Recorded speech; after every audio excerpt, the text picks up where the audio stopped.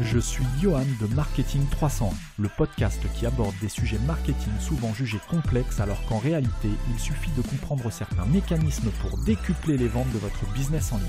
Après avoir créé une agence digitale en 2010 puis avoir racheté une société e-commerce en 2013, toutes deux toujours en activité, j'ai fait le choix de vous transmettre mes meilleures compétences à travers Marketing 301. Bonne écoute.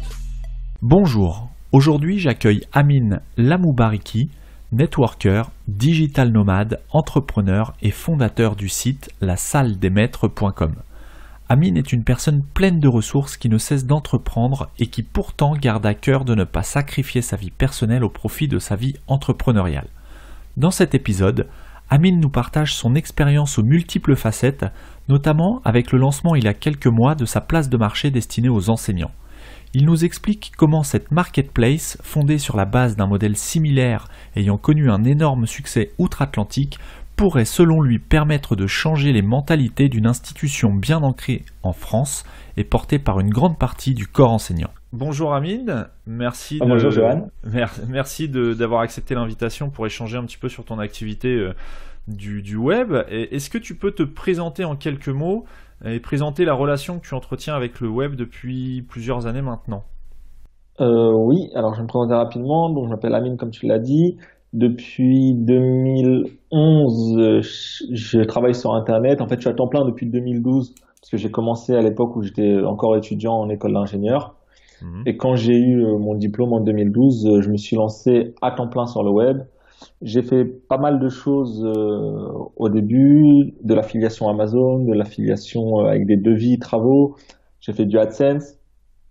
Ensuite, je me suis plutôt orienté vers l'accompagnement, le coaching en leadership, en motivation pour les entrepreneurs qui démarrent justement depuis 3 ans. Et j'ai eu pas mal de projets autour de ça, notamment des projets en e-commerce, un projet pour les enseignants avec ma femme et une marketplace de laquelle on va parler aujourd'hui pour les enseignants justement. D'accord, bon bah super, oui justement, on va parler un petit peu de ces deux derniers points. Et tout au long de ton parcours personnel et professionnel, quelles sont selon toi les étapes qui ont marqué ta vie d'entrepreneur? Est-ce qu'il y a eu des étapes clés qui t'ont fait basculer sur tel business ou plutôt tel business, des rencontres, des choses qui t'ont profondément marqué donc depuis 2012? Et pourquoi par exemple aujourd'hui tu es dans le e-commerce plutôt que dans l'affiliation, alors que tu as commencé par l'affiliation et donc tu dois maîtriser un peu plus l'affiliation que le e-commerce. Est-ce que tu peux nous dire si tu as des étapes clés qui se sont présentées à toi? Oui, en fait à l'époque où j'étais étudiant, j'avais vraiment compris que je voulais pas être salarié, donc je cherchais un peu comment je pouvais sortir de ce système-là. Et j'ai eu la chance, au moment de terminer mon diplôme d'ingénieur, mon école d'ingénieur, c'était de devoir faire un stage à l'étranger. Et comme je commençais déjà à traîner un peu sur les forums de webmasters, de marketeurs, etc., j'avais demandé si quelqu'un recherchait un stage à l'étranger. Et je suis parti en Thaïlande chez une personne, enfin ils étaient deux à l'époque qui travaillaient, mais il y en a une personne qui est pas visible sur le web, il y en a une qui est visible maintenant, mais qui ne l'était pas à l'époque, qui s'appelle Sébastien Tissier, qui fait Black Hack Marketing. Et donc à l'époque, en 2012, je l'avais jamais rencontré, juste 2-3 messages sur un forum et il me dit si tu veux, tu peux venir chez moi faire ton stage. D'accord, donc un premier stage chez avec Sébastien Tissier. Voilà, et du coup moi à l'époque vraiment j'avais mes premiers sites d'affiliation, je gagnais peut-être 50 ou 100 euros par mois, c'était vraiment le tout début. Oui. Et le fait de passer 3 mois avec lui, de voir comment il travaillait, lui qui générait déjà pas mal d'argent avec de l'affiliation, avec de la publicité AdSense, qui avait des sites avec beaucoup de trafic, ça m'a inspiré et je me suis dit ok, je vais essayer de reproduire la même chose à mon échelle. Donc ça m'a vraiment donné une méthode de travail, donc je suis parti sur ce domaine-là.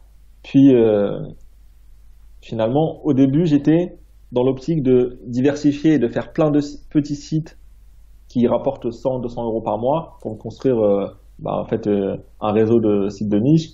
Puis au bout d'un moment, j'ai voulu commencer à partager mes conseils, ce que j'apprenais sur la discipline, sur la motivation, etc. Qui a fait que je me suis recentré sur les produits d'information.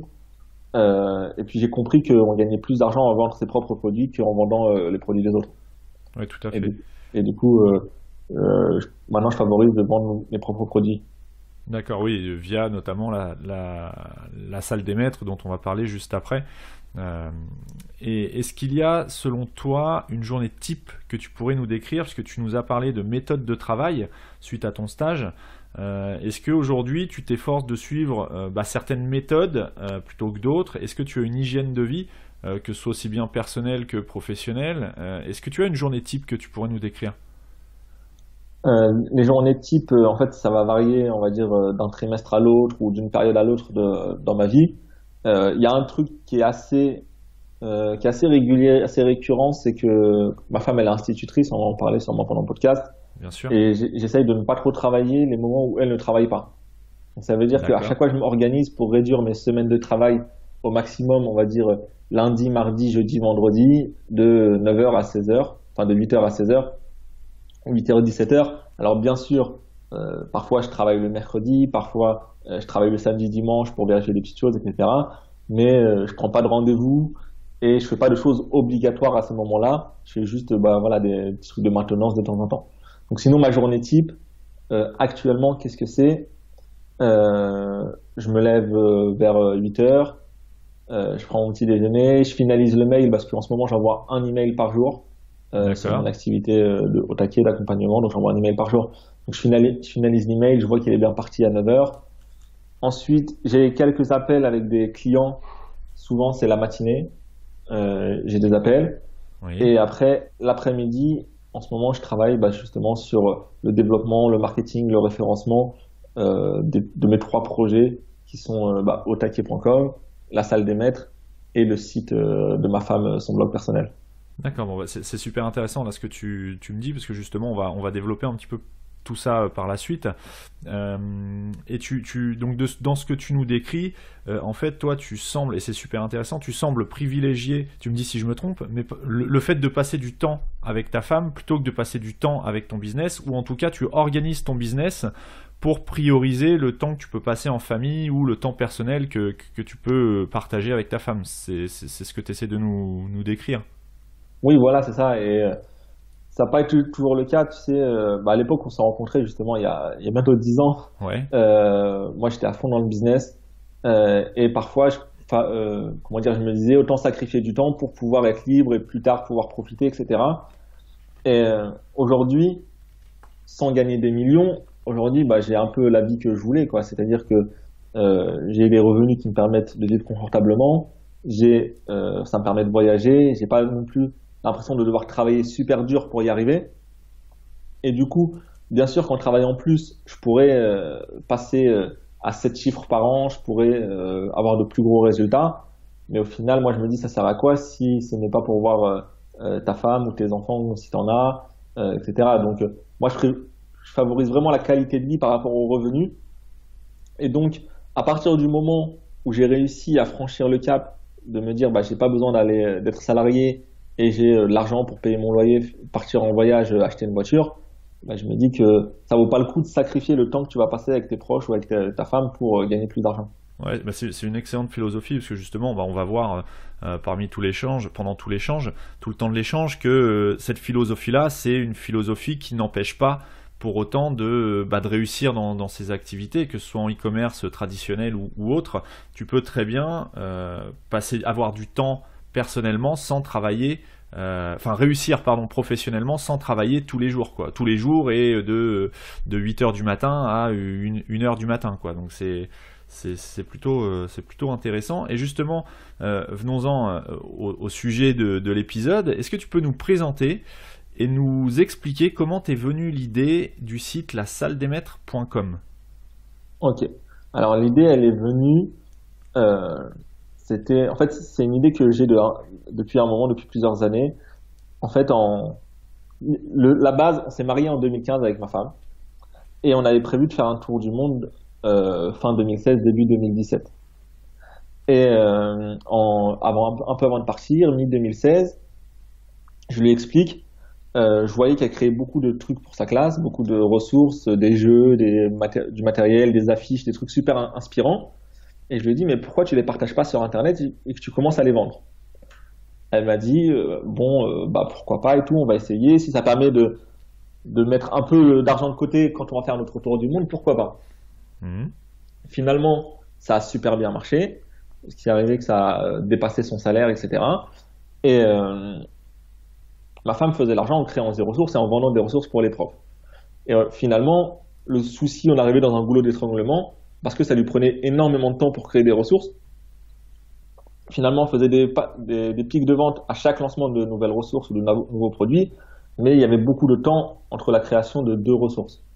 Et D'accord, du ouais. coup, on s'est dit, bah, vu que ça nous prend du temps à nous de créer des ressources et qu'en France, il y a sûrement des milliers d'autres profs qui sont capables de créer ce genre de ressources, pourquoi ne pas créer une place de marché où toutes les personnes qui veulent créer et vendre leurs produits peuvent le faire et toutes les personnes qui veulent acheter ces produits veulent le faire.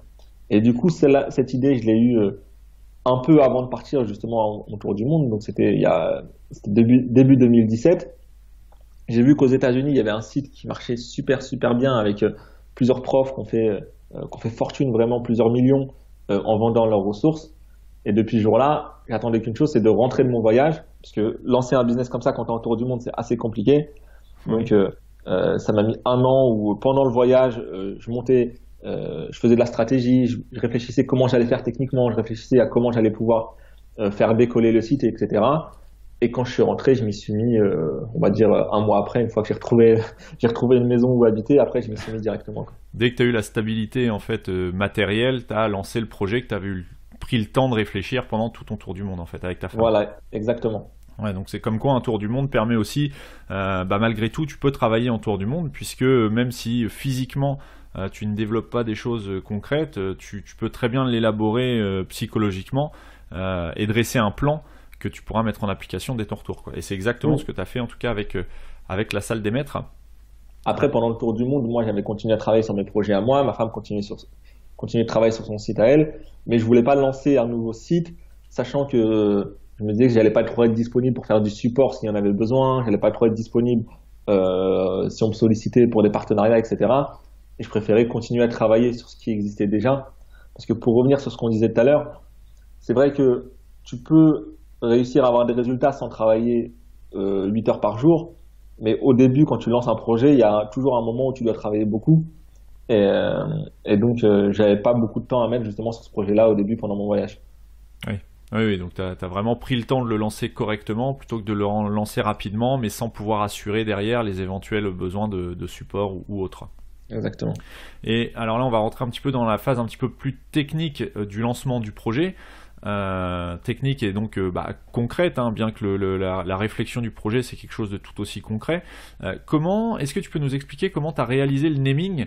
Donc pour ceux qui nous écoutent, le naming c'est le processus de création et de choix du nom d'une société, d'une marque, d'un produit, et donc le naming, la salle des maîtres.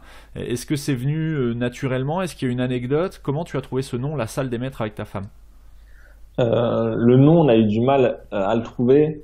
On avait hésité sur plein de noms. Je sais plus, on avait fait des listes et ça a duré peut-être 2 mois, tu vois. Quand on D'accord. prenait les transports, surtout sur la dernière partie du voyage, quand on était en Asie. Je me souviens d'une fois, on a fait, je sais plus, 3-4 heures de bateau entre la Thaïlande et le Laos. Oui. Et, euh, on avait tous les noms sur l'iPad et on disait ça, est-ce que c'est bien, ça, est-ce que c'est pas bien, ça, est-ce que ça permet d'être, est-ce que c'est mémorable ou pas, est-ce que ça parle, est-ce que ça évoque le concept. Puis après, une fois qu'on avait trouvé des noms, il fallait vérifier si les noms de domaine ils étaient dispo ou pas. Puis après, en faisant le tour, bah, on s'est dit, ouais, la salle des maîtres, finalement, c'est top, quoi. Ça reflète bien le concept. C'est un espace d'échange où les instituteurs se réunissent tous les jours. Et donc, ça illustre bien ce qu'on voulait faire. Ouais, ça correspondait bien à la philosophie du projet et c'est comme tu dis, ça illustrait exactement le concept. Et au niveau du nom de domaine, puisque là on parle d'un site internet, est-ce qu'il y a une raison pour laquelle tu as choisi le .com plutôt que le .fr, le .net, le .biz, le .edu, quoi qu'il n'est pas accessible en France, mais est-ce qu'il y a une raison de ce choix de l'extension .com? Bah, moi, j'ai toujours l'impression que les .com, ça fait plus corporate qu'un .fr. D'accord. Après, c'est juste une question de ressenti. Mais moi, je voulais un nom de domaine où les deux soient disponibles, le .com et le .fr, donc j'ai pris les deux. D'accord. Mais du coup, moi, je suis parti sur le .com parce que, je sais pas, je trouve ça plus joli, mais c'est juste une question de ressenti. Après, il n'y a pas vraiment de stratégie derrière ça. D'accord. Et justement, donc le .fr, la salle des maîtres.fr, c'est toi aussi.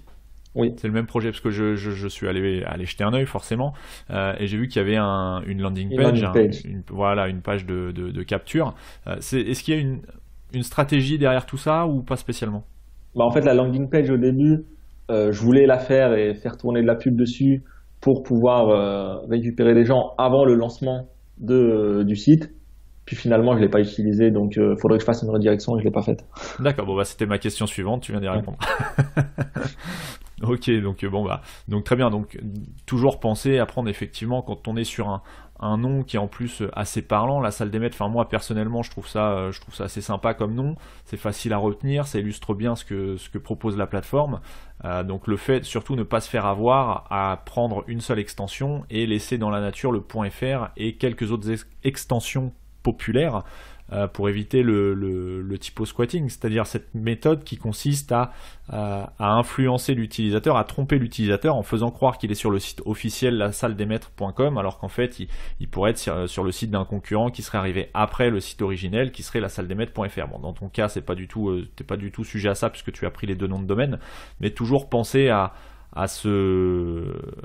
cette méthode de réserver plusieurs extensions pour un même domaine. Ça d'ailleurs c'est quelque chose auquel tu avais prêté attention ou pas du tout? Oui, moi je voulais vraiment que les deux soient disponibles. Je crois même, je me souviens pas, mais il me semble que j'ai réservé même les autres, les .net, les .org, s'ils étaient dispo, parce que je sais que je le fais souvent quand je lance un site. Là, je sais pas si je l'ai fait dans ce cas-là, mais très souvent quand plusieurs noms de domaine sont disponibles, je les prends pour éviter que justement d'autres personnes viennent se servir, lancent un projet similaire, etc. Ouais, voilà, bon, du coup, on en profite pour confirmer que le site officiel, c'est la salle des maîtres.com, éventuellement .fr, puisque tu feras une redirection probablement par la suite, mais tous les autres, la salle des maîtres, potentiellement, ne sont pas du tout rattachés à ta plateforme, la salle des maîtres.com. Exactement. Comme ça, c'est casé. Euh, et au niveau de technique, est-ce que tu peux nous dire quelle solution technique tu as choisi pour lancer la salle des maîtres.com et pourquoi? Alors, ce que j'entends par solution technique, est-ce que derrière c'est du développement sur mesure? Est-ce que tu passes par un CMS? Est-ce qu'il est open source? Est-ce que c'est une solution SaaS, donc complètement hébergée? Qu'est-ce que tu as choisi comme solution Ok. technique? Alors, je vais me faire taper sur les doigts parce que je sais que peut-être t'es un peu technique et qu'il y a des personnes qui écoutent qui sont peut-être techniques sur ton podcast. Moi, j'ai voulu vraiment tester le concept et me dire, je vais faire un MVP, quoi, un minimum viable product, voir quelque chose qui fonctionne et ensuite faire un développement. Parce que pour un développement from scratch d'une marketplace, j'avais justement cet été, c'était au mariage de ma sœur au Maroc et elle a un très bon ami à elle qui est développeur et qui a une agence web. Et il m'a dit, si tu pars de zéro pour une marketplace, comme ça, à la louche, faudrait 30-40 000 euros. Mhm. Et, euh, et du coup, moi, c'est quelque chose que je voulais pas investir sur un projet où bah, finalement, je sais pas trop où je vais. Donc, je me suis dit, je vais partir sur des choses beaucoup plus raisonnables. Je suis parti sur ce que je connaissais, ce que je maîtrisais. Un WordPress plus un WooCommerce, plus un module de marketplace.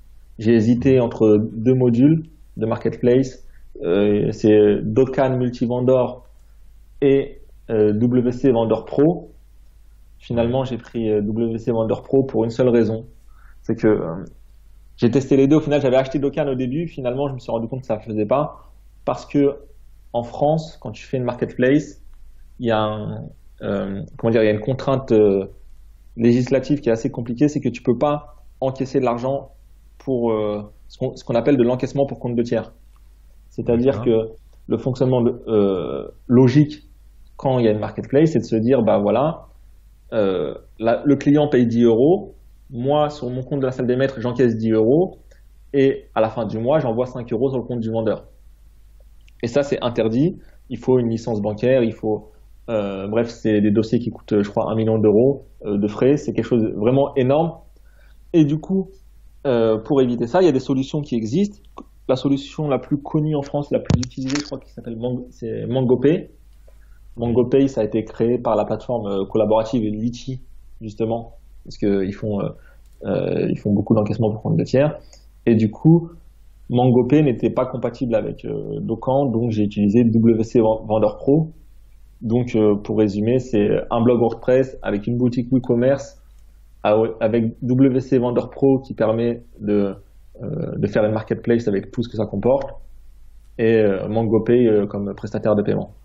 D'accord, donc bon, je vais pas du tout te taper sur les doigts puisque justement le but ici c'est voilà, WooCommerce c'est une solution qui fonctionne très bien, après qui a ses limites, mais sur ton projet associé au plugin donc WC Vendor Pro que je connais pas du tout, hein, mais je mettrai dans les notes de l'épisode les liens vers les différents plugins et les différentes ressources qu'on peut citer.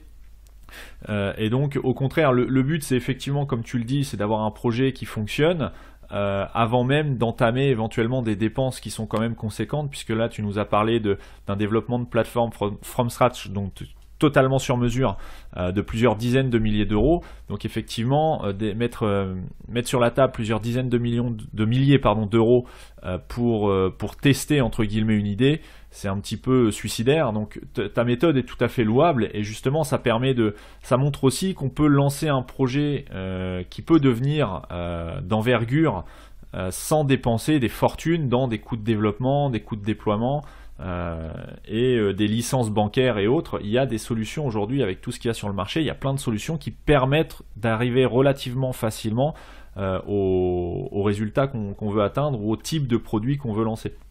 Donc, oui, voilà, et le but c'est bien sûr de passer sur une solution propriétaire à moyen terme ou à long terme selon l'évolution du site, mais pour tester, là ça m'a coûté environ $500 peut-être. Et encore dans $500, il y a un plugin que j'ai acheté et que j'utilise pas parce que finalement il correspondait pas. Donc c'est vraiment très très raisonnable. Ouais, donc c'est sans commune mesure avec un développement d'une solution propriétaire qui en plus engage derrière une certaine technicité, puisqu'il va falloir la maintenir cette solution.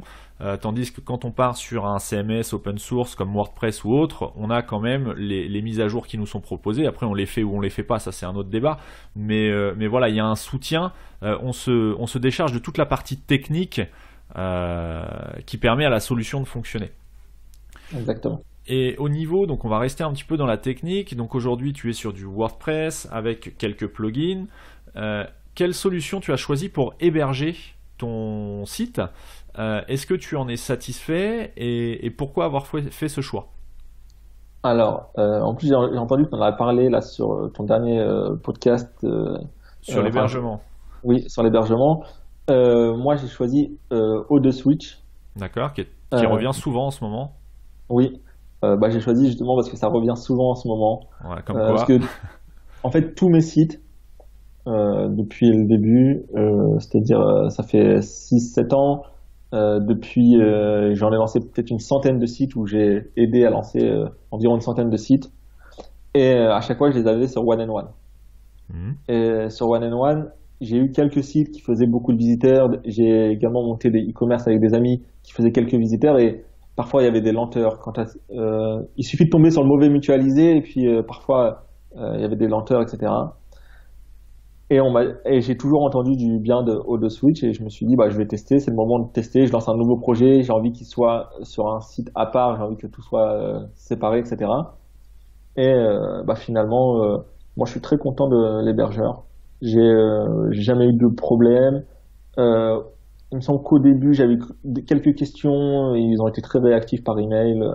Enfin, pour le moment il n'y a pas de souci, donc en général c'est au moment où il y a des soucis qu'on se rend compte de la qualité d'un prestataire. Là pour le moment il n'y en a pas. Ça fait depuis le mois de février, donc ça va faire 8 mois, 9 mois que je suis dessus, et je suis très content. Le site, il n'y a aucune lenteur et ça tourne très bien. Donc de mémoire, tu me diras si je me trompe, parce que je connais O2Switch de nom, mais je n'ai pas de compte chez eux, je travaille pas du tout avec eux, donc je sais pas exactement ce qu'ils font, mais c'est un hébergeur qui a fait le choix de ne proposer qu'une seule offre, donc une offre unique en mutualisé, quels que soient vos besoins en fait en ressources. Leur but à eux dans cette offre unique, c'est de répondre à vos besoins sans avoir de fluctuation au niveau du prix. C'est bien ça ou oui, voilà, je suis à côté? C'est ça, ils ont une offre unique à 5 euros par mois. Donc ce qui est pas cher en plus. Et ça marche bien. Quoi. Ok, bon bah très bien. Et justement, alors aujourd'hui sur le site lasaldesmaîtres.com, est-ce que tu peux nous dire combien il y a de ressources disponibles pour combien de créateurs actifs sur le site? Donc on rappelle que la plateforme est encore en lancement, donc voilà justement, où est-ce que vous en êtes, ta femme et toi? Vous avez combien de ressources pour combien de créateurs? On a lancé ça il y a environ 4 mois. Vraiment, ouais. On l'a lancé il y a 5 mois, mais vraiment, ça a commencé à avoir du trafic et tout il y a 4 mois. Euh, En tout, on a 1500 membres clients, c'est-à-dire des gens qui sont venus télécharger des produits. Il y a environ 70 personnes qui ont un compte créateur, mais sur les 70, il y en a que, on va dire, 15 ou 20 qui créent vraiment des ressources. Mhm. Il y a 160 ou 165 ressources en ligne actuellement qui ont été publiées. Il y en a quelques-unes qui ont été refusées parce que respectaient pas quelques principes de qualité, ou sinon les gens ont voulu les mettre en ligne alors qu'ils n'étaient pas les créateurs de la ressource. Donc finalement, là on a 160 ressources en ligne environ. D'accord, oui, donc en 4 mois, c'est quand même un rythme qui est assez sympa, notamment quand on parle de 1500 clients acquis en 4 mois, c'est plutôt sympa aussi. Avec toutes ces... Donc ça génère sur ton site forcément beaucoup de flux de données entre les clients, les créateurs, le staff, la salle des maîtres. Comment tu as appréhendé la loi, donc le règlement général sur la protection des données? J'imagine que tu en as entendu parler, le RGPD. Comment tu as appréhendé ça et mis en place ça sur le site depuis le lancement, puisque le RGPD c'est une loi européenne qui entre en vigueur au mois de mai 2018, donc c'est relativement récent, ça correspond aussi à peu près au lancement du site. C'est quelque chose d'assez contraignant, moi, pour les retours que je peux avoir et de ce que je peux voir aussi au quotidien. Est-ce que tu en tiens compte déjà, première chose, et dans quelle mesure? Alors j'en tiens compte, c'est-à-dire que je fais le minimum, c'est-à-dire que je sais pas si mon site il est 100% RGPD compliant. En tout cas, j'ai limité au minimum le temps de vraiment être conseillé par des avocats, etc. Ce que j'ai fait, c'est qu'il y a une politique de consultation, enfin, De il y a une politique, confidentialité? ouais, de confidentialité sur le site. On collecte pas l'adresse email sauf pour les transactions. C'est-à-dire que j'ai pas encore créé de newsletter ou de pop-up qui récupèrent les mails, etc. Sachant que je voyais pas trop comment le faire de manière clean, et j'avais pas trop le temps de me prendre la tête sur ça, on va dire. Ouais, non, Donc mais c'est pour le c'est moment, compréhensible. il y a que les clients. On a que les données des clients, donc ça c'est obligatoire. On a même, il y a une partie des données qui sont pas récoltées, enfin qui sont récoltées par nous, mais qui sont obligatoires pour MangoPay, parce que MangoPay, le prestataire de paiement pour tout ce qui est blanchiment, etc., eux doivent récolter aussi des données.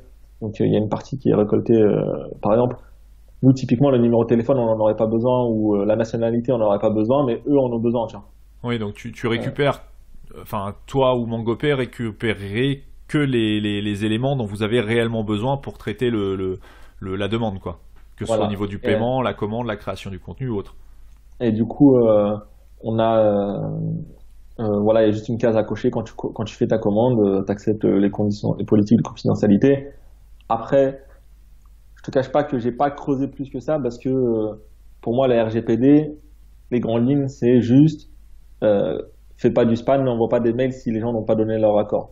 Et, euh, et du coup, moi, à partir du moment où je respecte cette base-là de ne pas euh, envoyer des mails tous les jours pour des services auxquels les gens n'ont pas demandé de recevoir d'emails, finalement, je pense que je suis compliant. Après, je suis pas un expert non plus en droit, et moi, je suis toujours d'avis de commencer à faire des choses petit à petit, et ensuite de voir les choses au fur et à mesure. Pour moi, ça, c'était pas la priorité absolue, même si j'essaye d'être dans les clous, quoi. Ouais, tout à fait. Non, mais de toute façon, le RGPD, on est tous d'accord pour dire que c'est quelque chose d'assez lourd à mettre en place, qu'on peut difficilement être totalement en accord avec le règlement qui est assez indigeste.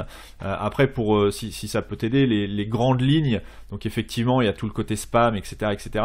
Donc le RGPD, ça consiste à protéger les données des utilisateurs. Donc protéger les données des utilisateurs, ça signifie notamment mettre en place un protocole HTTPS, donc ce qui est le cas sur ton site, donc pour protéger notamment la communication qui se passe entre l'utilisateur et le serveur qui héberge ton site. Donc là, le serveur est chez OdoSwitch, pour protéger le mot de passe de connexion, les informations qui peuvent transiter, ça c'est une chose.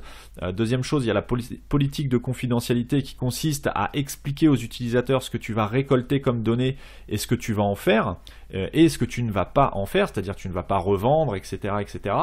Voilà, c'est les principales choses. Bon, après, il y a des choses un petit peu plus techniques, mais comme tu le dis, c'est pas forcément la priorité, et d'autant plus que c'est pas forcément simple à mettre en place. Mais à partir du moment, bon, je suis pas juriste non plus, mais à partir du moment où tu respectes les grandes lignes, je pense, et ça n'engage que moi, je n'ai aucun pouvoir, aucune action, comment dire, juridique là-dessus, mais je pense que tu peux ne pas être inquiété, ou en tout cas dans une mesure qui serait vraiment minime par rapport à l'impact que ça pourrait représenter pour tes utilisateurs. À savoir pour moi, ce problème, il y a vraiment 2 poids 2 mesures entre Amazon Europe et la salle des maîtres.com ou marketing301.net. Voilà, le règlement est le même pour tout le monde. Par contre, la mise en place, la sévérité des sanctions sera, à mon sens, j'arrive pas enfin, tu vois où je veux en venir en fait. Oui, je vois. Tout doit être mesuré par rapport à l'impact qu'une potentielle faille pourrait avoir par rapport aux utilisateurs. Donc bon, oui. Pour refermer ce sujet, moi je voulais surtout savoir, voilà, si tu avais une sensibilité par rapport à ce règlement-là. Donc on vient de voir que oui, mais c'est pas facile à mettre en place. Preuve en est que pourquoi il y a c'est aussi difficile à mettre en place, tout simplement parce qu'il y a à mon sens, une mauvaise communication des services, des pouvoirs en place sur ce règlement, puisque tu ne sais pas toi-même, enfin c'est assez flou en fait de ce qu'il faut faire, de ce qu'il ne faut pas faire, quels sont les détails à mettre en place entre le cahier le registre du personnel, etc., etc. C'est quand même très lourd, mais voilà, on va clore le débat du RGPD. C'était vraiment pour aborder ce point qui est indispensable en e-commerce. Après, dans les dernières mises à jour de WordPress, de WooCommerce, etc., tu as des paramètres qui permettent par exemple l'effacement des données des utilisateurs facilement, qui permettent de définir la durée de conservation des données personnelles, etc. etc.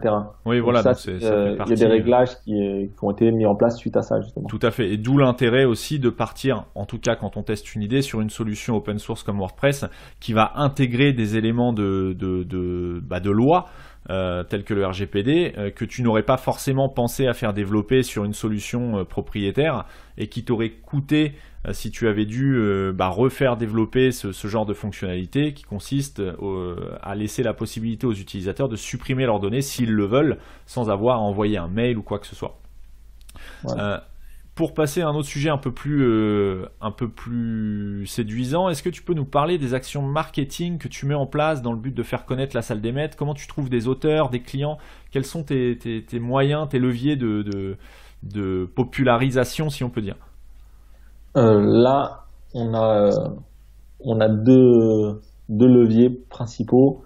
Un, c'est tout ce qui est organique, c'est-à-dire que on va publier des articles de fond qui font 1500, 2000, 2500 mots au moins une fois par semaine sur des sujets qui sont susceptibles d'intéresser les instituteurs, et si possible en incluant le lien vers des ressources en lien. Par exemple, je sais pas, là notre meilleure vendeuse sur le site, c'est une vendeuse qui propose des ressources pour le CP, pour la lecture.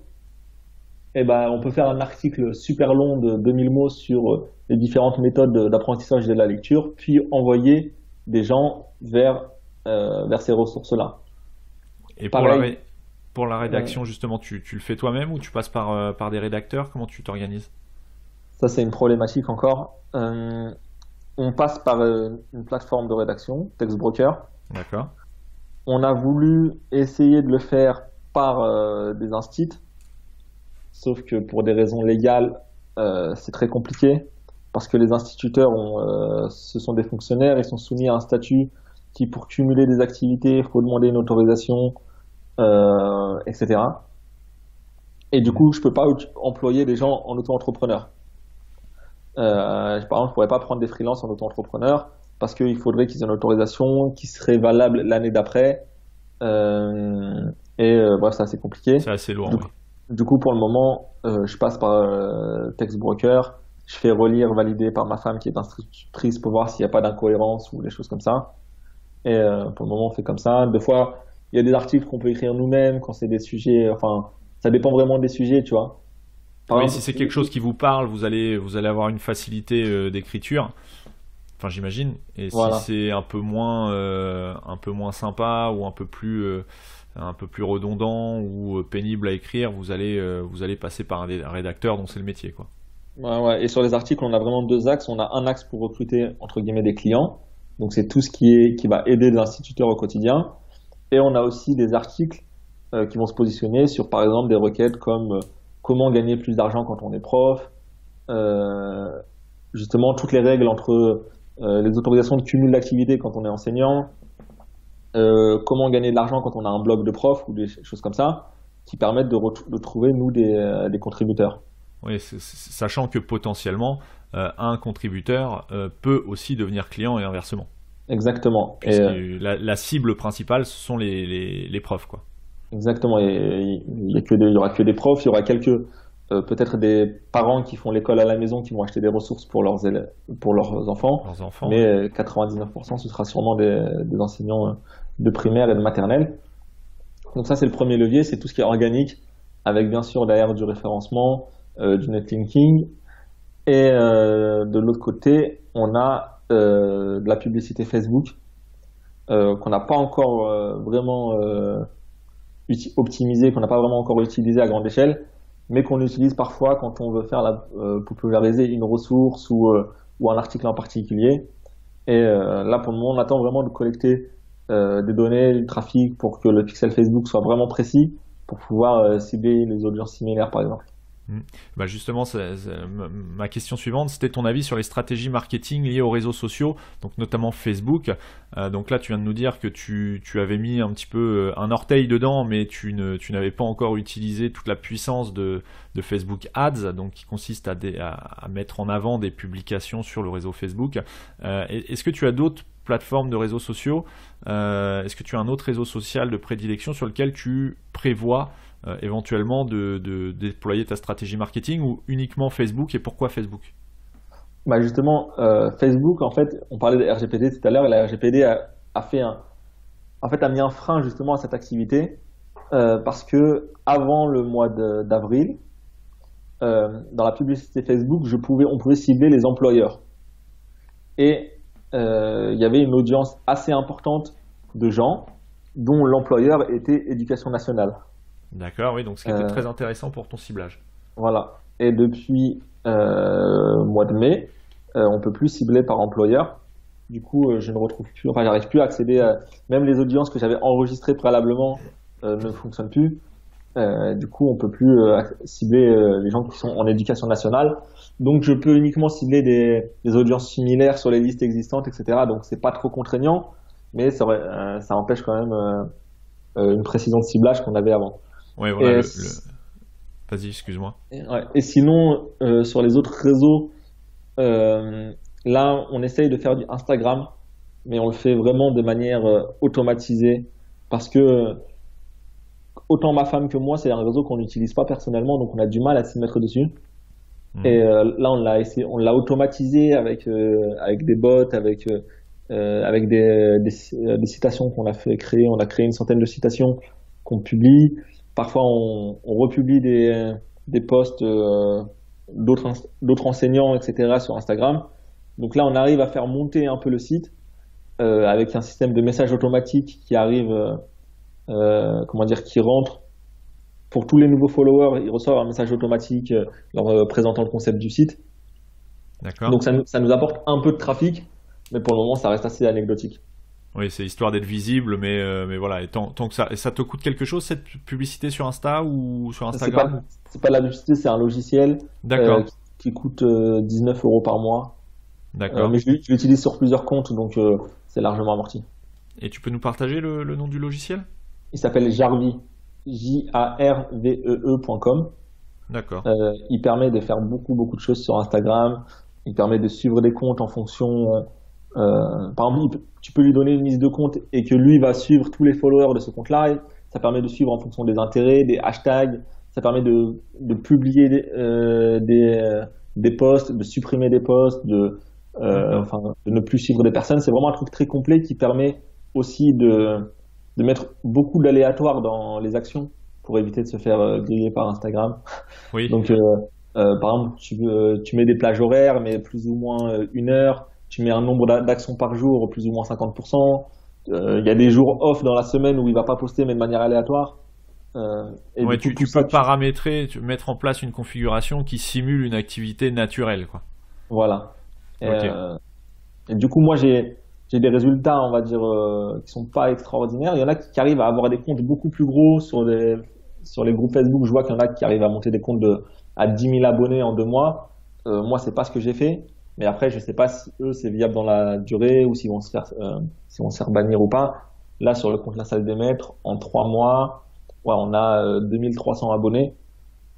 Ouais, Et donc, donc, ce qui est pas mal, si ce sont 2300 abonnés qualitatifs et ciblés, c'est plutôt sympa, j'ai envie de dire. et on fait une centaine de likes par publication, un peu moins.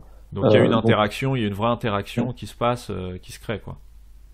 voilà, donc vraiment Instagram pour le moment c'est automatisé.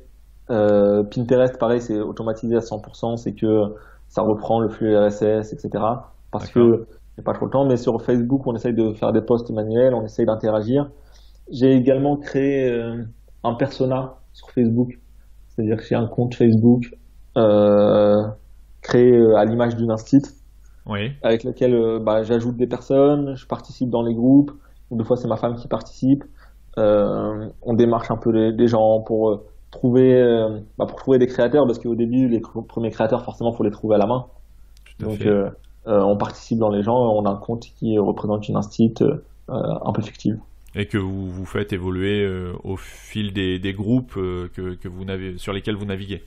Oui, voilà, on se connecte, Groupes, pages, ouais. on partage des choses d'autres blogs, on interagit avec les gens. Quand on a besoin, par exemple, la fois on cherchait un rédacteur justement, bah, on utilise ce compte-là pour poster dans les groupes, etc. Donc c'est pas mal.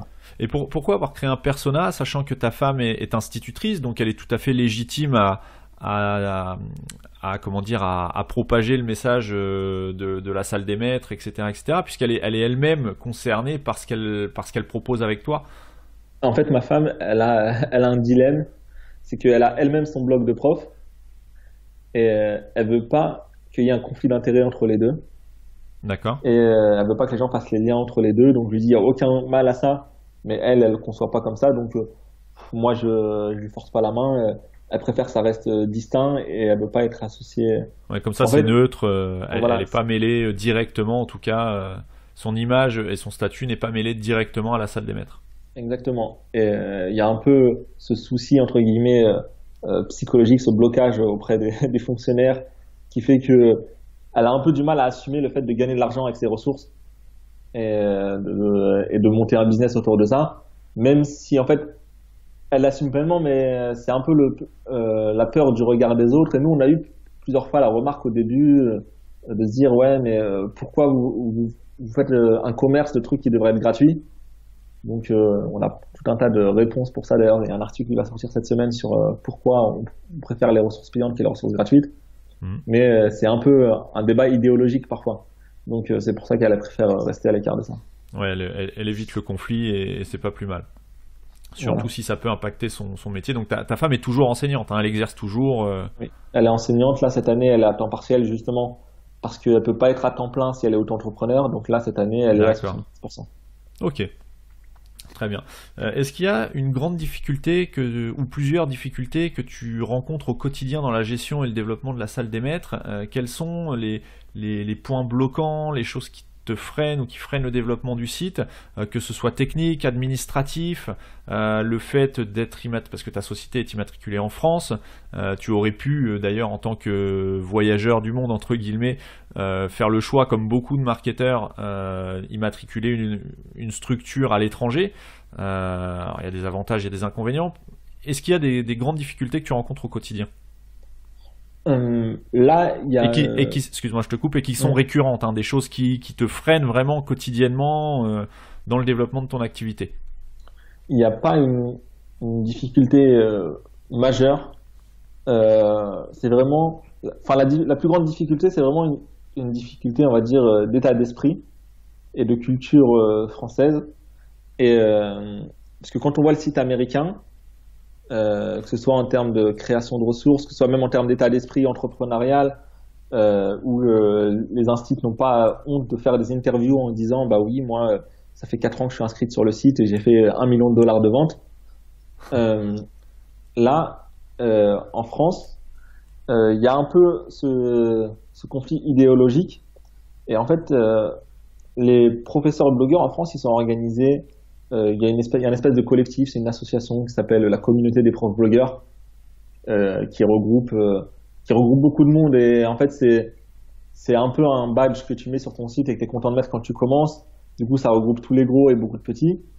Et, et je sais qu'ils en ont parlé de la salle des maîtres sur leur forum interne. Oui. Et qu'en gros, les plus gros ont dit non, mais nous, on veut pas que ça arrive en France, ce genre de concept. Donc ça, D'accord, c'est oui. peut-être un frein au développement, mais ça n'empêche pas plein de créateurs de s'inscrire. Et c'est vraiment, comment dire, c'est vraiment un positionnement bizarre de leur part parce que c'est des personnes qui, sur leur site, vont mettre de l'affiliation Amazon pour essayer de grappiller quelques euros, qui, au bout d'un moment, vont éditer je sais pas moi, des cahiers d'exercices chez des éditeurs traditionnels et qui ne trouvent aucun mal à ça. Mais vendre les mêmes cahiers d'exercices en PDF, ça leur pose apparemment un souci idéologique. Donc ça, c'est vraiment une question de mentalité à faire évoluer. Mais moi, je suis confiant qu'avec le temps, tout comme les gens ont arrêté d'acheter des DVD pour utiliser Netflix, ont arrêté d'acheter des CD pour utiliser Spotify, il y a un moment où la connaissance et l'école va se digitaliser. Et à ce moment-là, ils sauront où nous trouver. Oui, bah voilà, non, mais je suis assez d'accord avec toi sur le problème de mentalité. C'est peut-être aussi un sentiment de la part des anciens, entre guillemets, profs qui sont contre les projets tels que la salle des maîtres, en tout cas en France. C'est peut-être un certain sentiment aussi de monopole qu'ils pensent avoir sur le métier et la diffusion du métier de façon digitale. Et bien que eux, c'est vrai que c'est un petit peu contradictoire avec les pratiques que tu décris, c'est-à-dire que eux-mêmes vont avoir des supports, donc un blog sur lequel qui vont essayer de monétiser via de l'affiliation ou autre. Par contre, quand un acteur amène quelque chose d'un petit peu innovant, puisque ton concept n'existe pas en France, hein, d'après ce que tu dis, Non. un petit peu innovant, ça leur fait peut-être peur dans le sens où, bon, je pense pas que ce soit la peur de perdre leurs revenus Amazon ou d'affiliation, mais c'est plus le sentiment oui, de monnayer un service public qui à la base est gratuit, et peut-être une idéologie, comme tu dis, à faire évoluer. C'est des mentalités à faire évoluer, tout comme voilà les exemples que tu cites. Aujourd'hui, peut-être que dans leur mentalité c'est inconcevable, mais peut-être que dans 5, 10 ans ou moins, peut-être que ce sera tout à fait naturel, d'autant que le e-learning est totalement en train de se développer. C'est en plein essor en France, quel que soit le domaine. Donc là, c'est une forme de e-learning, mais pour les professeurs eux-mêmes, ce sont des ressources qu'ils vont pouvoir utiliser pour apprendre physiquement des choses aux enfants. Donc bon, comme tu dis, c'est peut-être une évolution de mentalité à attendre, tout simplement. Oui, voilà. Et moi, je m'en fais pas. Au début, avant de lancer le projet, on s'était dit, bah voilà, on va aller voir quelques gros blogueurs, soit leur, entre guillemets, acheter leur participation ou leur proposer une contribution, une rémunération plus importante pour qu'ils s'intéressent. Et comme ça, ces gros blogueurs vont rayonner et ça va toucher tous les petits et on va les toucher comme ça. Vu qu'apparemment, pour le moment, c'est pas possible, on va faire la stratégie inverse. C'est-à-dire qu'on va récupérer tous les petits qui ne peuvent pas gagner d'argent avec de l'affiliation parce qu'ils n'ont pas assez de trafic sur leur site et qui vont créer des ressources. Et quand la plateforme sera tellement grosse que plus personne ne pourra l'ignorer, les autres viendront ou pas, mais de toute façon, on n'a pas forcément besoin d'avoir tous les profs de France pour générer une plateforme conséquente. Il suffit d'avoir quelques dizaines de créateurs qui créent dans chaque niveau pour avoir quelque chose déjà de pas mal. Oui, c'est ça. Puis la nouvelle génération de profs qui arrive, qui est déjà là et qui continue d'arriver, hein, forcément, c'est l'évolution naturelle des choses. Cette nouvelle génération qui va arriver, qui ne connaîtra que la digitalisation d'un petit peu tout ce qui nous entoure, ne sera que ravi de pouvoir et gagner de l'argent sur votre plateforme et pouvoir en tirer profit en trouvant des ressources et donc de leur côté gagner du temps en tant qu'enseignant à pouvoir utiliser des ressources partagées par d'autres. Exactement. Et aujourd'hui, la salle des maîtres, est-ce que tu peux nous partager le trafic, pour quel chiffre d'affaires, pour quel pourcentage reversé aux auteurs, aux contributeurs? Est-ce que c'est des chiffres que tu peux nous partager? Le pourcentage reversé, c'est 50%. D'accord. C'est ce qui se fait aux États-Unis, ce qui se fait au Canada environ. Donc là, on est sur du 50% sur une ressource numérique. C'est-à-dire que une ressource vendue 5 euros, il y a 2,50 € pour la plateforme qui va justement pour le marketing, pour l'hébergement, pour la rédaction, pour tout ce qu'il y a autour, et 2,50 € qui va au créateur.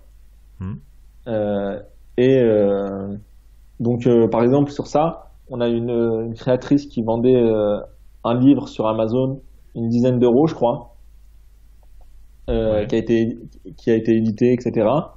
Et elle a le même livre au format numérique qui vend 5 euros sur notre plateforme. Et là, elle gagne plus d'argent avec notre plateforme qu'avec Amazon. Qu'avec Amazon, d'accord. Donc, Parce que la part reversée est plus importante chez nous. Et finalement, quand tu vends un livre 10 euros qui a été édité, tu gagnes 1 euro, voire quelques centimes parfois. Tiens. oui, pas grand-chose. Ouais. Non, c'est sûr. De toute façon, on en revient à ce que je disais tout à l'heure. Le digital, de toute façon, est en passe de peut-être pas renverser les produits physiques, mais en tout cas, je pense, de les égaler. Et du coup, là, en 4 mois, on a fait environ 30 000 visiteurs. Là, j'ai regardé, sur le mois dernier, on est environ à 200-250 visiteurs par jour. D'accord. Et en chiffre d'affaires, il y a, c'est bizarre parce que parfois il y a des pics. Là, par exemple, tu vois, hier, on a fait une journée à plus de 100 euros de chiffre d'affaires, D'accord. avec uniquement des ressources à 5 euros, 1 euro, 2 euros. Oui, donc ce qui fait quand même un volume de vente. Oui, enfin, hier, on a fait une commande à 69 euros. Il y a une dame qui a pris 69 euros de ressources à 2 euros, 3 euros. D'accord. Donc, La plus grosse ressource qu'elle a pris, je crois, c'était 6 euros. Mais sinon, 69 euros, c'était notre plus grosse commande. Donc, mais sinon, en gros, en 4 mois, on a fait environ 2000 euros de chiffre d'affaires de vente. Donc, c'est le début. Donc, il y a eu 1000 euros pour la plateforme, 1000 euros reversés environ. aux contributeurs. Donc, ce qui Voilà. est tout à fait louable. Ok. On va passer maintenant à un aspect un peu plus général sur le e-commerce. Selon ton expérience donc dans le e-commerce et sur le web en général et ta vision, si tu avais un budget, quel que soit le budget, on va parler en pourcentage, à répartir pour le lancement d'un projet de vente en ligne sans besoin de stock, donc un projet similaire à la salle des maîtres dans le sens où il s'agirait que de produits dématérialisés, quelle serait cette répartition selon toi, la meilleure répartition pour lancer un projet e-commerce sans besoin de stock, hein, sans investissement de stock? Est-ce que tu mettrais plutôt une grosse partie du budget dans la création de la plateforme, dans le marketing, dans le graphisme? Comment tu répartirais ça si tu avais une répartition idéale? Genre, est-ce que tu peux me donner un budget de départ, une somme de départ? Parce que forcément, la répartition, c'est pas la même si on a 1000 euros et si on a Oui, c'est 50 sûr. 000 euros. On va dire pour un budget de 5 000 euros, tu as un budget de 5 000 euros, comment tu répartis pour recréer la salle des maîtres.com? Sur la salle des maîtres ou sur un projet Ouais, sur la e-commerce? salle des maîtres, en partant du principe qu'on n'est pas sur du from scratch, on est sur du WordPress, mais alors Ok. est-ce que tu le fais toi-même, est-ce que tu le fais faire par une agence? Comment tu répartis ces 5 000 euros? Bon, Si j'ai on va 5 prendre 10 000 euros, c'est plus facile, comme ça en pourcentage, ça correspond Ok. plus facilement. Bah, si j'ai 10 000 euros, déjà sur la partie technique, c'est-à-dire achat du design, achat des plugins, etc., je mets moins de 1000 euros. D'accord. Moins de 1000 euros sur la partie technique. Ensuite, je mets, on va dire, entre... donc là, il reste 9 000 euros. Oui. Là, je mettrai 3 000 euros sur la création de contenu. Donc, beaucoup de contenu texte pour avoir de l'organique. Oui. Je mettrai 3 000 euros sur du netlinking, c'est-à-dire achat d'articles sponsorisés, achat de liens à forte valeur pas des annuaires des Oui. années 1990. Voilà, des bons liens qui vont coûter 100, 200, 300 euros. Mhm. Et donc ensuite 3000 euros en publicité Facebook euh, pour, euh, pour aller chercher une audience plus large, plus rapidement. D'accord, donc c'est vraiment ton budget, si on met de côté la technique pour laquelle tu consacrerais 10% de ton budget, donc on part du principe que tu fais tout toi-même, hein, tu passes pas par un prestataire pour toute la partie technique. Oui, parce que monter un e-commerce, enfin moi j'ai l'impression que ça peut se faire en une journée, quoi. Ah bah bien sûr, aujourd'hui, enfin c'est mon avis en tout cas, le fait de créer un site internet, que ce soit un e-commerce ou pas, c'est quasiment accessible à tout le monde. Après, ce qui va faire que le e-commerce ou le site fonctionne ou non, ça va être tout ce qu'il y a autour, et notamment ce que tu viens d'indiquer, à savoir la création de contenu, la popularisation du site via le netlinking, le fait de propager des liens, la publicité, que ce soit sur les réseaux sociaux ou autres. Donc c'est vraiment tout ce qu'il y a autour. Et ça, donc pour en revenir à toi, ta répartition idéale, tu serais à peu près à 30% sur la création de contenu, 30% sur les liens, 30% sur Facebook, ce qui constitue à tous 90% sur le marketing en fait. Oui, et après, parce que moi je te fais par rapport à mon expérience, je sais qu'il y a des amis qui vont te dire euh, tu peux tout mettre en publicité Facebook. C'est vrai, mais moi parfois, enfin, sur le e-commerce, j'ai parfois eu du mal à être rentable sur la publicité Facebook, surtout dans mon cas où c'est des produits qui coûtent 2 euros, 3 euros, 5 euros. C'est assez dur d'être rentable rapidement. Donc la publicité Facebook, elle va juste servir à moi acquérir la popularité, mais pas à faire des ventes directement. Et, euh, et du coup, le fait de travailler aussi sur le netlinking et sur le contenu, ça te permet aussi d'avoir du trafic régulier, même quand ton budget sera épuisé. Mm. Non, mais tout à fait.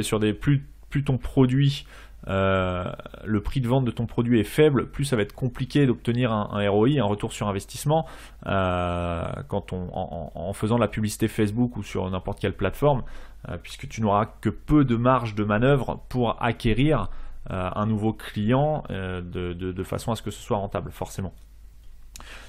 Et pour terminer, on arrive un petit peu, ça fait quasiment 1 heure qu'on échange, on arrive un petit peu à la fin Ah oui. de l'épisode. Je voulais aborder rapidement avec toi le point de la formation. Donc là, on sort du e-commerce, parce que je sais que pour toi, c'est quelque chose d'important de se former ou même de proposer des formations. Et justement, en quoi pour toi, c'est super important de se former, de s'auto-former et de continuer à apprendre, quel que soit son domaine d'activité? Bah, en fait, euh, quand tu arrêtes d'apprendre, tu arrêtes de grandir, tu arrêtes d'évoluer, et comme le monde autour de toi évolue super vite, forcément tu seras dépassé. Euh, et en réalité, moi la formation, c'est quelque chose bah, qui a changé mon état d'esprit, qui a changé ma vie, parce que euh, aujourd'hui, les connaissances que j'ai, par exemple dans un e-commerce, comme toi tu le disais tout à l'heure, monter un e-commerce, tu peux le faire en une journée. On peut le faire parce qu'on l'a fait et on l'a fait des dizaines de fois. Pour une personne qui démarre, elle peut essayer de le faire toute seule en une journée. Elle va pas y arriver parce que elle sera perdue, elle ne saura pas qu'est-ce qu'est un hébergement, quel plugin installer, qu'est-ce qu'un plugin déjà. Et il y a des formations qui résument tout ça en, je sais pas moi, 3 heures de vidéo ou 4 heures de vidéo qui te permettent de centraliser tout le travail de recherche qui va te prendre une semaine. Donc ça, sur les formations techniques, c'est super utile, mais il y a aussi toutes les formations non techniques, les formations, on va dire, plus au niveau de l'état d'esprit et du mental, parce que la plupart des réussites, la plupart des succès ne se jouent pas au niveau de l'idée, ne se jouent pas au niveau de quel CMS tu vas utiliser, mais vont se jouer au niveau de la psychologie. Est-ce que tu vas persévérer là où d'autres vont abandonner? Est-ce que tu vas avoir une discipline là où d'autres vont avoir tendance à procrastiner? Est-ce que tu vas savoir prendre des risques là où les gens vont préférer le faire d'une manière plus safe? Et finalement, tout ça, c'est des traits de caractère qui sont innés chez certaines personnes, mais que tout le monde peut apprendre en côtoyant des personnes qui ont fait ça, qui ont développé ces traits, qui ont étudié ces traits. Et comment côtoyer ces personnes? Bah, le moins cher, c'est des livres. qui vont coûter de 4 euros à 20 euros et qui peuvent transformer la manière dont tu penses. Après, tu as des séminaires, tu as des formations. Chaque format va t'apporter une énergie différente, des connaissances différentes, des compétences différentes. Mais à force de chercher tous les jours à progresser, naturellement, tu vas développer des compétences qui vont justement devenir naturelles et qui sont parfois extraordinaires pour beaucoup de personnes. Très bien.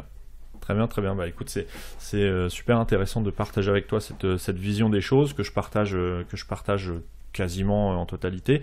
Donc voilà, bah écoute, pour terminer, je vais pas faire comme la plupart des podcasts pour être un petit peu plus, enfin pas plus original, mais être original et pas refaire ce qui a déjà été fait. Plutôt que de te demander 2, 3, 4 ou 5 ressources, des livres que tu pourrais conseiller, on va plutôt faire l'inverse. Moi, je vais te donner trois noms, prénoms de personnes, de choses, de ressources, et qui sont directement ou indirectement liées à toi, hein, parce que j'ai fait quelques recherches quand même.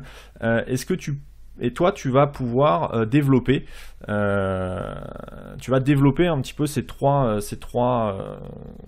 choses, ces trois noms que je vais te donner. Ok. Donc là, le premier nom, ça serait, enfin c'est un prénom. Je sais que c'est quelqu'un avec qui tu es relativement proche, c'est Andrea. Alors, Andrea, c'est mon associé sur otake.com. Alors, otake.com, c'est un site sur lequel on fait des formations justement sur l'état d'esprit. C'est une personne que j'ai rencontrée il y a, alors c'était en 2013, donc ça fait 5 ans, parce qu'on était dans une activité ensemble et qu'on a été amené justement à prendre la parole en public régulièrement. Et finalement, on s'est dit, au lieu de limiter nos prises de parole en public à une salle de 20 ou 30 personnes chaque semaine, pourquoi pas diffuser cette parole plus largement sur Internet. Et c'est comme ça qu'on a lancé notre projet en ligne pour justement aider les entrepreneurs débutants à améliorer leur état d'esprit pour augmenter leurs résultats. Donc ça passe par de la confiance en soi, de l'organisation, de la motivation, de la prise de parole, de la vente, et tous ces traits qui sont indispensables quand on veut monter un business au-delà de la technique. Très bien. Ensuite, la deuxième personne que j'aimerais que tu développes, ce qu'elle représente pour toi, ce qu'elle peut t'apporter ou pas. Alors le but, c'est pas du tout de faire de la pub ou pas, hein. C'est vraiment Oui. des choses que je trouve intéressantes. C'est Martin Latulippe. Alors Martin Latulippe, c'est un formateur, auteur, conférencier québécois qui a 2 gros programmes. Un programme qui s'appelle l'Académie Zéro Limite, qui permet justement des formations pour conférenciers, coachs, infopreneurs, etc. Pour ceux qui veulent vendre justement de l'information et du savoir en ligne. Et il a un autre programme qui s'appelle La meilleure année de votre vie, qui est axé développement personnel. Moi, j'ai suivi le premier programme au moment où justement je lançais mon activité en ligne. Et, euh, et Martin, moi, c'est une des seules personnes qu'on a mis en avant plusieurs fois sur Otake. Parce que même si on a suivi des dizaines de formations et qu'on a dépensé des dizaines de milliers d'euros en formation, ça reste quand même la personne la plus, j'allais dire la plus humaine, c'est pas le mot, c'est la plus humble et la plus, euh, comment dire, vraiment gentille, mais dans le bon sens du terme. C'est une personne qui est vraiment adorable, qui, malgré le fait qu'elle réalise, je sais pas les chiffres, mais c'est sûrement plus que 5 millions de dollars à l'année, reste super accessible, te répond sur Messenger, te répond au téléphone, et a toujours la main sur le cœur, et c'est une personne, ça se voit, c'est une personne qui est dévouée pour ses clients, pour ses élèves, pour ses étudiants, et c'est très très très très loin de tous ces formateurs qu'on voit vendre des formations à 2000 euros où il n'y a rien dedans et qui font pas de support et qui sont pas à côté de toi. Martin, il est tous les jours sur son groupe de clients, sa formation elle est très complète. C'est vraiment une personne que j'apprécie énormément. J'ai eu l'occasion de le rencontrer plusieurs fois dans des périodes où l'activité nous a marché pas trop bien. On a eu beaucoup de conseils de sa part et c'est vraiment une personne qui est très disponible pour ses étudiants. Et moi, je recommande tout ce qu'il fait vraiment sans hésiter. C'est une personne très très très éthique. C'est pour moi une des personnes les plus éthiques sur le web marketing francophone. D'accord, donc Andrea Gentil, ton associé, Martin Latulippe, un modèle un petit peu dans ce Oui. que tu nous décris. Et enfin, le troisième point, alors c'est c'est plutôt un mode de commerce, un mode de distribution qui parfois est controversé, à tort à mon sens. C'est le marketing de réseau. J'attendais que tu m'en parles. Le marketing de réseau, moi vraiment, c'est ce qui a changé ma vie. Ça a été vraiment le déclic. Je me rappelle très bien, c'était au mois de mai 2009, donc ça va faire 10 ans. À l'époque, je passais les concours pour entrer en école d'ingénieur et il y a un ami qui m'a invité à découvrir une opportunité dans le marketing de réseau. Et en fait, pour ceux qui ne connaissent pas le marketing de réseau, c'est tout simplement de la vente sur le modèle de Tupperware, c'est-à-dire qu'une société, au lieu d'utiliser des budgets marketing, va utiliser un réseau de distribution. Elle va te dire, tu as une boîte en plastique Tupperware, si tu la vends, tu prends 20% sur la vente. Mais si tu trouves un vendeur qui va vendre également une boîte, tu vas gagner 5% sur ce que lui va vendre. Et si lui trouve un vendeur, tu vas gagner 2% sur ce que ta deuxième génération va vendre, etc. Et ça, c'est une opportunité qui marche très bien en France depuis 10 ans. On voit beaucoup de sociétés venir. Il y a des sociétés qui viennent, qui disparaissent. Mais j'ai pas envie de faire un débat sur qu'est-ce qu'une bonne société. Non, c'est pas du tout le but. Hein. Mais en fait, le marketing de réseau, pour moi, c'est une très très grande opportunité humaine. Je sais pas si c'est une opportunité financière pour tout le monde, parce que je sais qu'il y a beaucoup de personnes qui font du marketing de réseau qui ne gagnent pas d'argent. Moi, il y a des périodes où j'en ai gagné, des périodes où j'en ai pas gagné. Et globalement, j'ai pas gagné beaucoup d'argent dans le marketing de réseau. Mais ça m'a apporté énormément. Pendant 3 ans, je me suis formé toutes les semaines et tous les week-ends, justement auprès de personnes qui gagnaient beaucoup d'argent, qui m'ont appris la persévérance, qui m'ont appris la résilience face à l'échec, qui m'ont appris de ne pas avoir peur du regard des autres. Et pour moi, c'est ce qui a fait qu'aujourd'hui, je suis entrepreneur. Parce que sinon, si j'avais pas eu ce déclic-là, peut-être qu'aujourd'hui, je serais salarié, peut-être qu'aujourd'hui, j'aurais pas eu envie justement de sortir de ce système et donc j'aurais pas cherché qu'est-ce que je pouvais faire en ligne pour sortir du système du salariat. Et en fait, pour moi, ça a été vraiment le point de départ de la vie que j'ai aujourd'hui. Et je remercierai jamais assez les personnes qui m'ont non seulement invité et fait découvrir cette activité, mais surtout qui m'ont accompagné et qui m'ont fait grandir. Parce que tout ce que je sais aujourd'hui, toute la base vraiment de mon état d'esprit, ça a été construit via cette industrie. En cumulé, j'en ai fait peut-être pendant 4 ans, 5 ans. Mais vraiment, les 3 premières années, c'est là où ça a transformé mon état d'esprit et que j'ai compris que je voulais pas être salarié, je voulais pas passer ma vie dans un bureau et je voulais quitter ce que les gens appellent la rat race. J'aurais pu te citer cette personne-là aussi que j'apprécie beaucoup aussi, mais on aura probablement l'occasion d'en reparler. Écoute, Amine, je te remercie vraiment pour cet échange. Est-ce que tu peux nous dire où on peut te retrouver sur, donc même si on a cité déjà la salle des maîtres.com, est-ce que tu as un compte Facebook, le blog de ta femme peut-être, je sais pas si elle veut, je sais qu'elle est assez discrète, voilà. Elle va pas vouloir donner son blog. Moi, on peut me retrouver, on tape Amine, otake.com, c'est O-T-A-K-E-T. Oui. En cherchant otake.com sur Facebook ou sur Google, on me retrouve également personnellement. Si vous cherchez Amine Otake sur YouTube, sur YouTube même ou sur Facebook, vous allez me retrouver, ça y a pas de souci. Mon nom complet c'est Amine Lamoubariki, mais en cherchant Amine Otake, vous allez me trouver. Ok, très bien. Écoute, je te remercie pour cet échange. Je te souhaite une excellente continuation. On aura probablement l'occasion de se recroiser et donc de rediscuter. Et je te souhaite tout le succès pour la suite de la salle des maîtres et tes autres projets. Merci à toi de m'avoir invité. Je te souhaite aussi beaucoup de succès pour ton podcast. Merci, à bientôt Amine. Salut, ciao. Si cet épisode vous a plu et que vous avez aimé mon échange avec Amine, je vous invite à laisser une évaluation sur iTunes et à me poser vos questions directement sur marketing301.net/13. Afin que je puisse continuer l'aventure avec vous via Marketing 301 et à partager un maximum de ressources, pensez à recommander l'écoute du podcast autour de vous. Je vous souhaite une excellente semaine et vous donne rendez-vous la semaine prochaine pour un nouvel épisode de Marketing 301.